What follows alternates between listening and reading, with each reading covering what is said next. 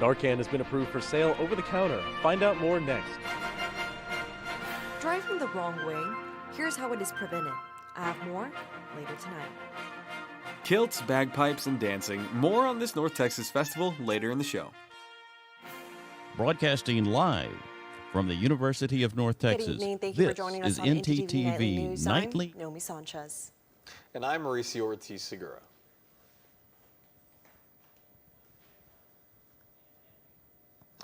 For the past 2 decades, overdosing on opioids such as fentanyl, heroin, and cocaine have killed millions of Americans. Today, the medication drug NARCAN that is often used to prevent millions of deaths has finally been approved for over-the-counter use. ntTV's Chris Cordova is currently at our local CVS to check the status of the newly available medication. Chris? That's right, Mauricio. We've contacted our local CVS to find out more about the situation. They're still only selling NARCAN to people with a prescription, so it might be a little while before we see it at our local CVS. In the meantime, reporter Mandy Gaither has more about how to administer this potentially life-saving drug. The CDC says deaths from opioid overdoses rose more than 17% in just 1 year, from about 69,000 in 2020 to more than 81,000 in 2021. But now, for the first time ever, the Food and Drug Administration has approved an opioid overdose antidote for over-the-counter use. If you come across a person who is unconscious or appears that they might not be breathing and you have reason to suspect that it's related to an overdose, you can save a life with NARCAN. The nasal spray will come in 2 4-milligram doses in case the person overdosing doesn't respond to the first dose. It will be sold in places like drugstores, convenience stores, grocery stores, gas stations, and online. Addiction psychiatrist Trent Hall with the Ohio State University Wexner Medical Center says administering NARCAN is simple. Step 1, check. Wake up. Step 2, give first dose of NARCAN. Step 3, call 911. Step 4, watch and give more every 2 to 3 minutes until the person wakes up. It's possible for a person to experience another overdose, even without taking more opioids. And so staying with them until the ambulance arrives gives them the best possible chance of survival. Nearly every state in the U.S. allows pharmacists or other qualified organizations to provide NARCAN without a personal prescription to those at risk of an overdose, but making it available over the counter may make it easier for people to access this opioid antidote. For Health Minute, I'm Mandy Gaither.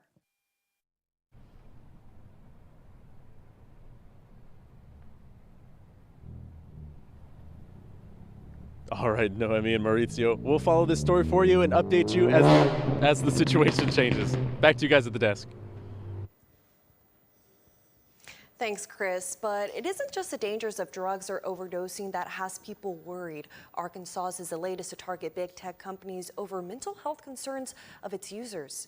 Now the state is suing TikTok, its parent company ByteDance, and Meta over features that some say encourage addictive behaviors.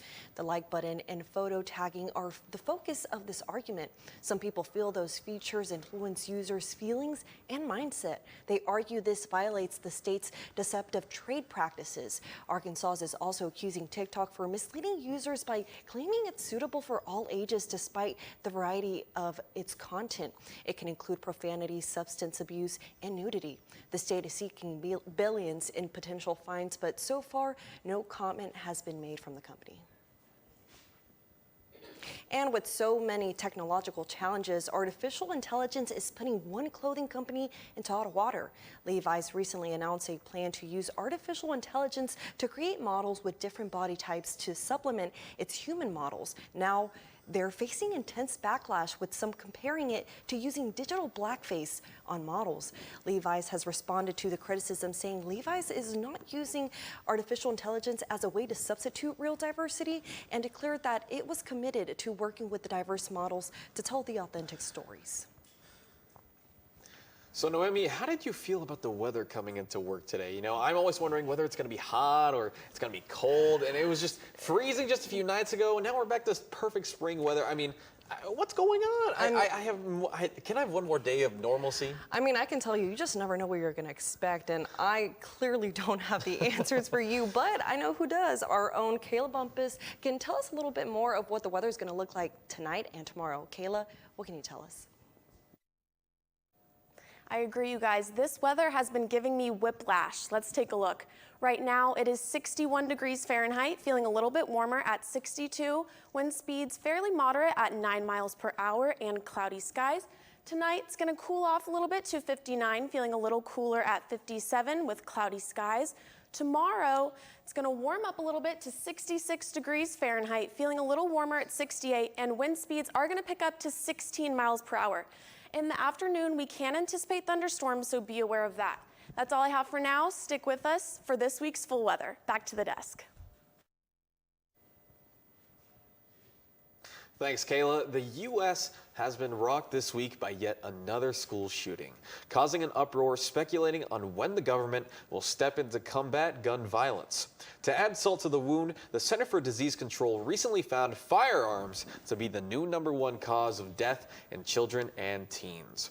Chris Nguyen has more on what this means for American families. Another gun violence tragedy in America, underscoring the findings of a startling new CNN analysis of data from the Centers for Disease Control and Prevention. Firearms were the leading cause of death among children and adolescents in 2021 for the second year in a row. Gun violence in America is simply at unacceptably high levels, accounting for some 19% of deaths among youth aged 1 to 18. Nearly 3,600 children died in gun-related incidents that year. In no other comparable country are firearms within the top 4 causes of mortality among children, according to a Kaiser Family Foundation analysis. We have over 350 million firearms in this country, and it's very easy to obtain them. While polling finds a majority of Americans support the idea of stricter gun laws, gun owners agree. We have to do something. A divided Congress means more meaningful legislation is unlikely to move forward. You want to legislate evil, it's just not going to happen.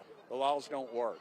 But Nick Saplina of the advocacy organization Every Town for Gun Safety says gun laws do work. Across the board, states with strong laws have lower rates of gun death, and states with weak laws have the highest rates of gun death. And says it's incumbent upon lawmakers to treat the issue as a public health crisis. Until we take meaningful action, comprehensive action on gun safety, guns will remain the leading cause of death for children and teens. And now coming up, UNT is helping students at risk of jeopardizing their college career. We'll explain. And DFW has some big events this week. I'll explain more on how you can find them right after the break. Did you know you have access to video equipment like DVDs, video games, and cameras? That's right, you do. Come on down to Chilton Library and fulfill your media dream. Located on the bottom floor next to the student sculpture. Hope to see you there soon. Hey girl, you know you look good. I like the way you move and groove. I'm not sure. Can I see your voter registration, please? All right, you're good. No registration, no entry. All right. Let me see your voter registration card, please. I'm not registered to vote. No registration, no entry. Dude, my friends are already in there. No registration, no entry. What the? Join the club. Register to vote today.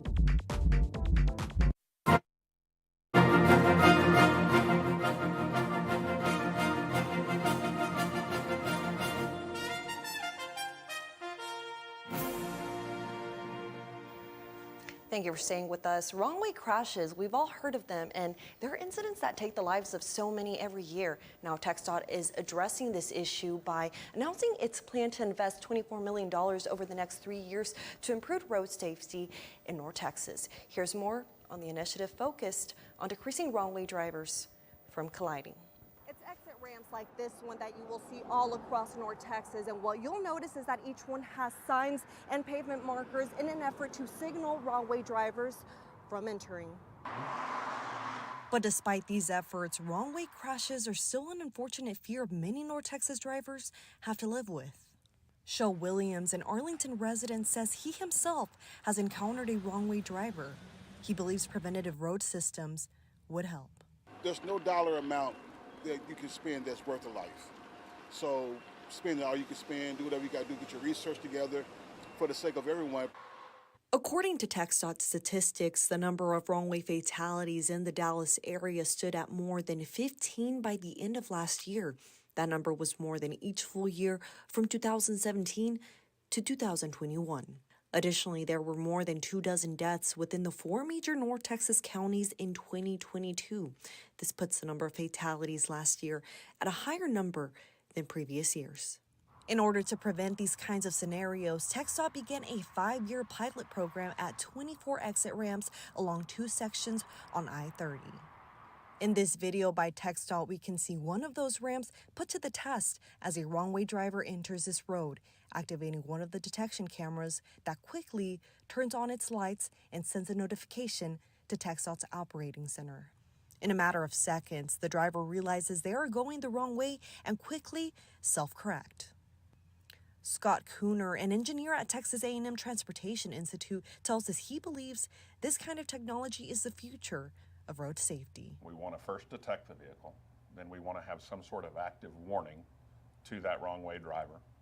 And the idea with that active warning is to get them to self-correct. Now, Scott Cooner also told me that the best way to avoid these kinds of scenarios is to be alert when driving on highways at night and to stay on the right side because, based on his research, 2/3 of wrong-way drivers drive in the left lane. Back to you, Mauricio. Everyone falls on hard times, and UNT has resources to help. ntTV's Camille Perrin reports.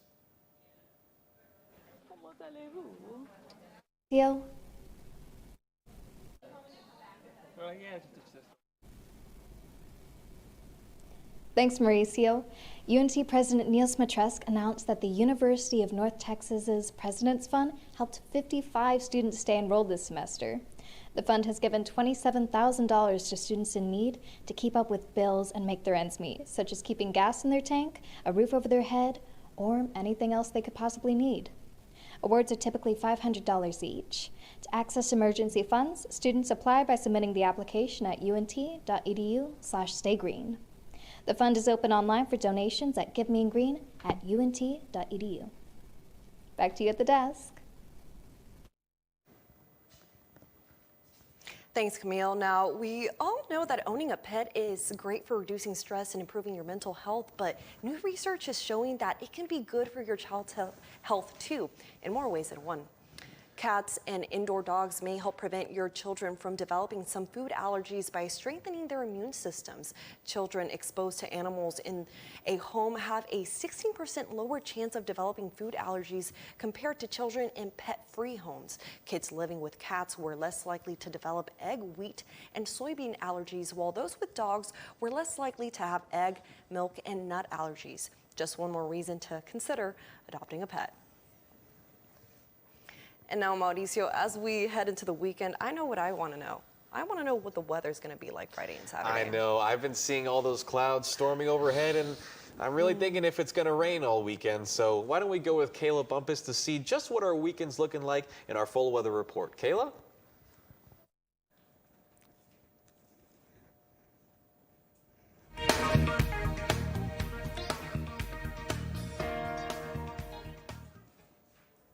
I know, you guys, I simply have not been able to keep up with this weather. Let's take a look in the North Texas region. Right now in Decatur, it is 56 degrees, and in Bowie, Texas, it is 55 degrees Fahrenheit, and in Denton, it's a little warmer at 61. Across the state, we're seeing a variety of temperatures. In El Paso, it is 79 degrees Fahrenheit, so much warmer than we've been seeing here in Denton. Austin, Texas at 60 degrees, and in Amarillo, it is 46, so much colder. Let's take a look at this week. On Thursday, we can see a little bit cooler at 68 degrees. a low of 66, and thunderstorms in the afternoon, so watch out for that. Friday, it's going to heat up a little bit, high of 79, a low of 47. We're going to see lots of clouds from that thunderstorm. Saturday, we're finally going to get some sun, a high of 73 and a low of 51. Sunday, again, predicted thunderstorms with a high of 77 and a low of 63. Monday, we're going to see much warmer than we have. Finally, some spring weather, a high of 88 and a low of 68. Tuesday, we're going to get some clouds again. Tuesday, we're actually going to get some sun, clear up those clouds, a high of 87 and a low of 56. Wednesday, again, it's going to be warmer, still some clouds, high of 74 and a low of 51. That's this week's weather. Back to you at the desk. Now, this weekend is seeing a lot of action in North Texas as multiple events take place with the promise of significantly contributing to our local economy. What do we have going on, Mauricio? I know you have more information.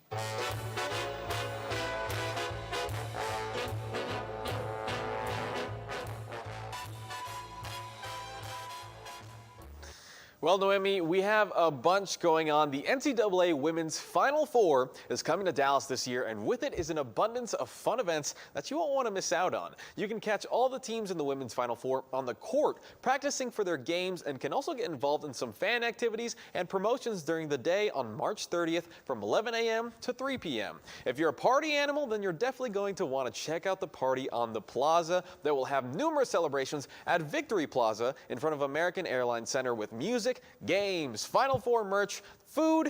If you're like me and hearing food, should have sold you right away. The teams fighting for the national title are also walking the red carpet on April 1st. D3, D2, and D1 teams will be going at different times, and this will run from March 30th to April 2nd. There's also going to be a 4-day fest full of activities called Tourney Town. Some standouts that might interest you are the games, giveaways, sports memorabilia, even more merch, celebrity appearances, and even chances to network. That will run from March 30th to April 2nd at the Kay Bailey Hutchison Convention Center. A parade from Dallas City Hall Plaza to the Kay Bailey Hutchison Convention Center will also take place, and fans ages 18 and under can dribble a basketball through it. Parents and chaperones are encouraged to walk the parade route with the dribblers, and the first 2,000 bounce participants will receive a free basketball and a t-shirt. More North Texas events that are happening are that the Texas Rangers, Dallas Renegades, and Taylor Swift are all playing this week in Arlington. That means that traffic over there is going to be absolutely brutal. Swifties and Rangers fans are basically two sides of the same coin, and they'll all flock to get to their events before everybody else. So how can we avoid some of that nasty traffic on your way to those events? Well, I'll tell you. Give yourself plenty of time to get to Arlington if you're going there. Traffic tends to get the most congested roughly half an hour to an hour before an event, police warn. Make a plan. Try to pre-purchase parking passes or try to figure out where you're going to park before you leave home. People using rideshare services like Uber, Lyft, and more, the designated drop-off and pickup location is Lot 15, just west of AT&T Stadium off Randall Mill Road. Also, don't try to meet someone using rideshare services at a location other than Lot 15. Police plan to implement additional traffic control measures after the event, so a driver might not be able to reach you. Speaking of events around Denton, I heard that our very own Talea Munson is out on tour. I hope you're having fun out there, Talea. Grazie, Mauricio, and ciao, everyone. Sorry for speaking Italian. I thought I was in Italy for a minute with all this wine surrounding me. Clearly, there's been a number of events in North Texas in the next few days, but happening here right now, just a few minutes away from the UNT campus, is the Rose and Thorns Wine Tasting Tour. I'm here with Sarah Bennett, the owner of the clothing company who is hosting this event. So, Sarah, what inspired you to have this wine tasting tour? I think it's just really great for the community in Denton to have something that's consistent, that's every 3 months, and just a chance for people to see Denton in a different way. Okay, and what can participants look forward to for this event tonight? A bunch of food trucks, some free samples from Wild Fork, some free samples from Green Goddess, and then like over 19 local shops will have some special unique wine. Okay, and how do people get involved in this type of event? So we always post on Denton Wine Tasting Tour on our Facebook and Instagram. The event's through Eventbrite, and so you can just follow the links and buy tickets through there.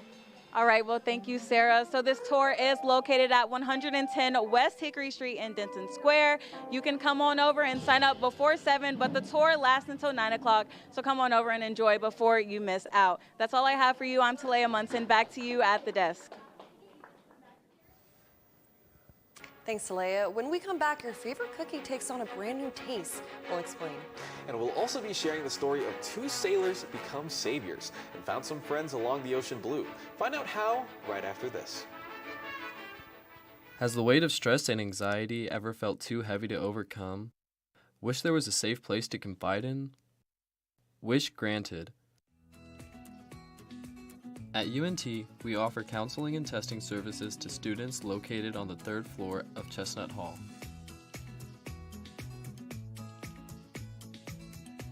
UNT, we're here for you.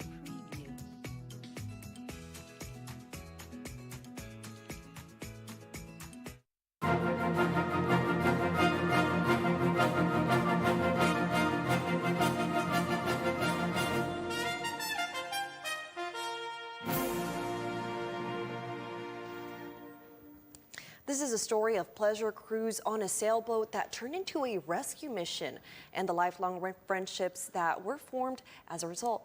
Allison Bruner has more on this challenging story.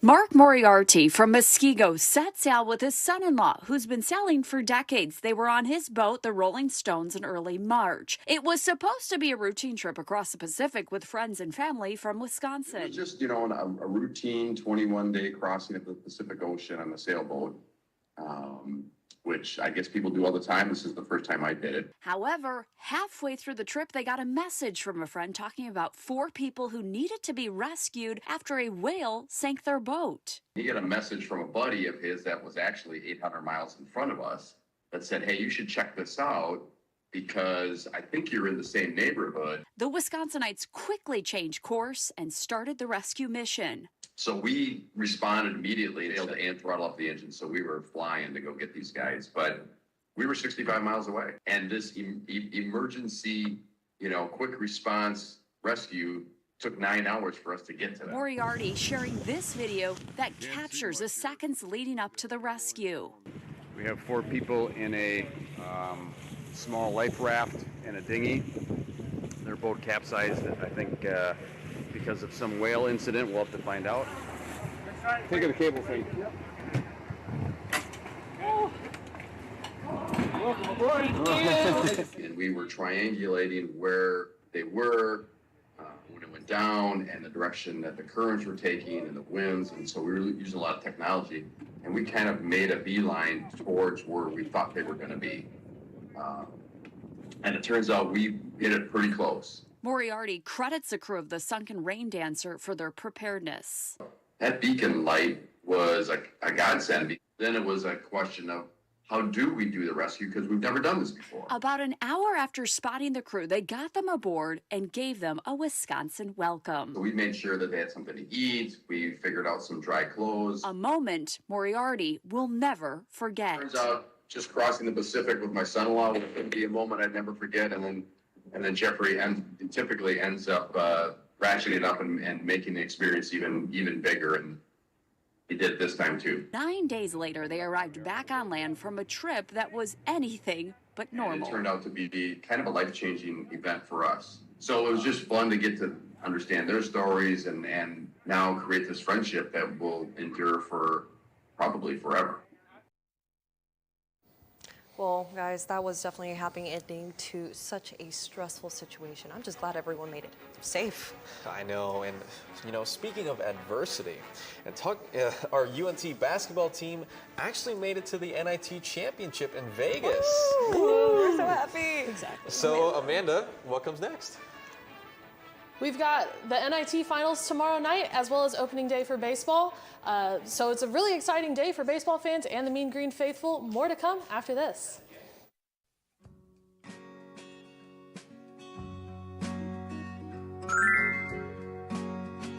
I'm here to rescue you.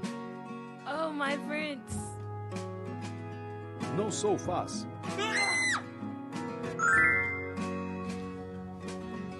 This toy is going to be awesome.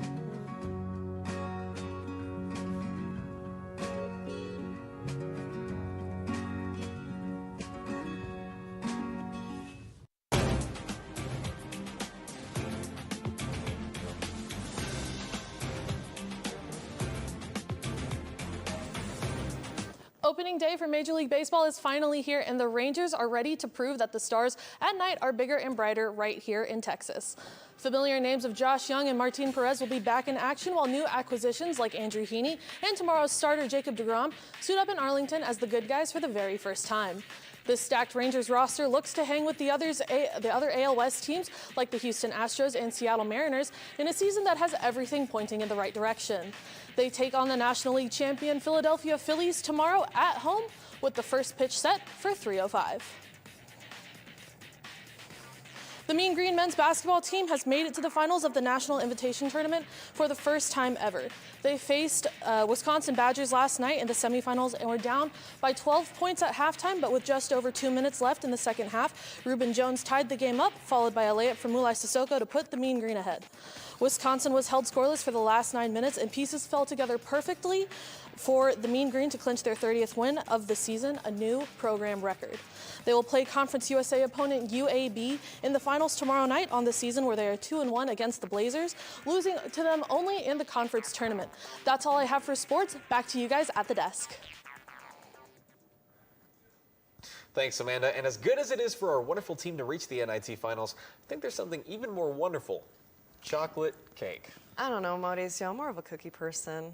I have to be honest. Whoa, wait, guys. We're getting breaking news. As it turns out, the Bisco has made yet another Oreo cake flavor, and I can't believe what I'm hearing, but it's called Blackout Cake. And now, get this. It has double layers of chocolate cake and dark chocolate cake cream, all between 2 chocolate cookies. Now, that just sounds so good. It sounds like it's the best of both worlds, and I think I know where I'm going after this newscast. I think we should both just go and stuff our faces And in do it some together. good Oreo cake. We'll get it. So, I don't know, but like I said, y'all know where we're heading after this. We're definitely gonna go eat some cake. Exactly. I'm gonna give me a big old slice. Yeah. And thanks for watching ntTV Nightly News. Join us again tomorrow at 6 here on North Texas Television.